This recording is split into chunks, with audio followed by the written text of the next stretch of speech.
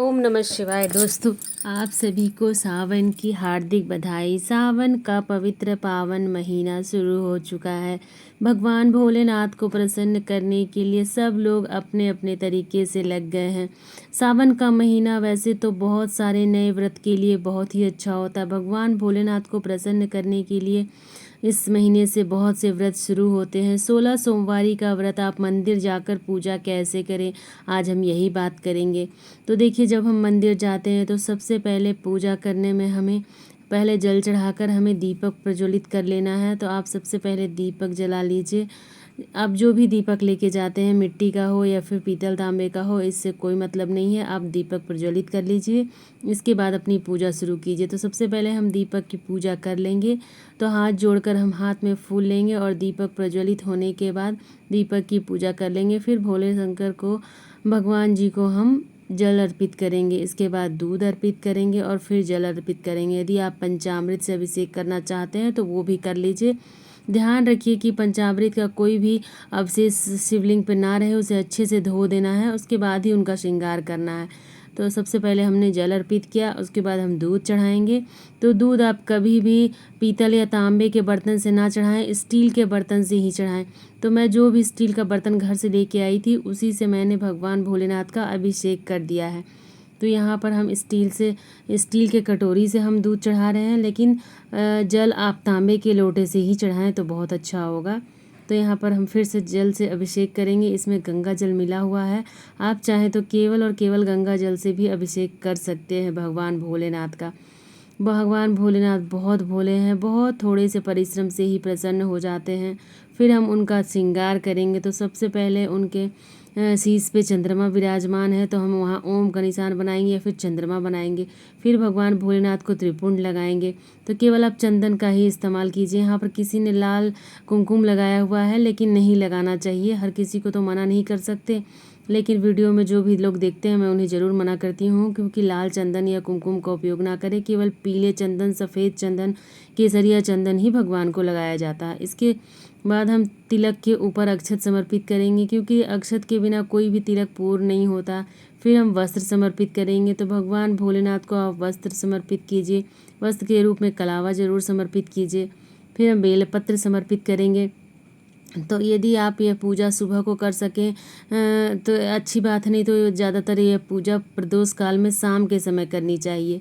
एक एक करके हम बेलपत्र भगवान भोलेनाथ को स्पर्श कराते हुए समर्पित करेंगे। तो आपके पास जितने बेलपत्र हो आप उतने समर्पित कीजिए। 1, 5, 7, 3, जितना आपकी इच्छा हो, 108, जितना आपकी इच्छा हो उतना बेलपत्र समर्पित कीजिए। बेलपत्र भोलेनाथ को सबसे अधिक प्रिय है, तो आप उनकी प्रिय चीज़ें उन्हें चाहे जितना भी समर्पित कर सकते हैं। इस तरह से हमें भगवान भोलेनाथ को बेलपत्र समर्पित करना है। साथ साथ हम नंदी की भी पूजा करते जाएंगे। उसके बाद जो भी उनकी प्रिय वस्तुएं हैं सभी हम एक एक करके समर्पित करेंगे। यहाँ पर हमने अपराजिता का फूल लिया है। एक सफ़ेद फूल तो आप ज़रूर अर्पित कीजिए। 16 सोमवारी के व्रत में आप सफ़ेद फूल ज़रूर अर्पित करें, ऐसा कोशिश करें। नहीं तो आपको जो भी फूल यथासंभव मिल जाए वो आप कर सकते हैं। बेलपत्र नहीं मिले तो आप जब शिवालय जाएंगे तो वहाँ पे जो बेलपत्र होगा उसी को उठाकर धो लें, उसके बाद उससे फिर से पूजा कर सकते हैं। फिर देखिए, इसमें जो 16 सोमवारी में सबसे जो महत्वपूर्ण चीज़ें हैं, यहाँ पर हमें भोग लगाना होता है चूरमे के लड्डू का, या फिर आप जिस भी अन्य का या जिस भी चीज़ों का भोग लगाना चाहते हैं वो आपको 3 की संख्या में लेनी है।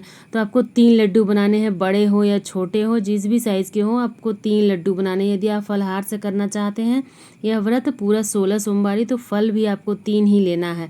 इसमें से एक हमें खुद के लिए रखना होता है और 2 हमें एक गाय को खिलाना है और एक घर परिवार में प्रसाद के रूप में बांटना होता है। तो इस तरह से हमें भोग लगाना है। तो आप 3 के संख्या में ही लें। यहाँ पर मैंने चूरमे के लड्डू बनाए हैं। चूरमे के लड्डू कैसे बनाए जाते हैं इसका वीडियो भी आप कमेंट करेंगे तो मैं डाल दूँगी अपने चैनल पर। इसके बाद हम धूप जला लेंगे।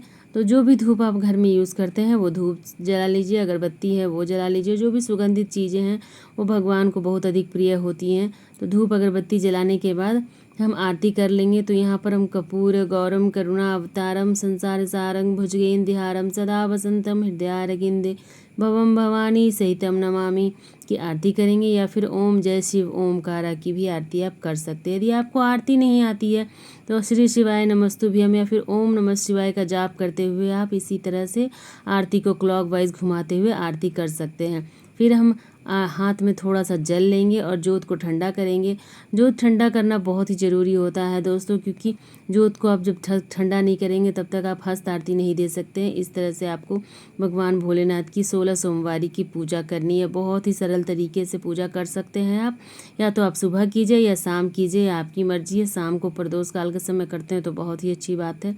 आप किसी ऐसे मंदिर में जाइए जहाँ भीड़ कम हो, भगवान का श्रृंगार आप बहुत ही अच्छे से कर सकें, ऐसा हो तो बहुत ही अच्छी बात है। हालांकि सावन में तो कहीं भी मंदिर खाली नहीं होता है, फिर भी आप अपने आसपास देख लीजिए।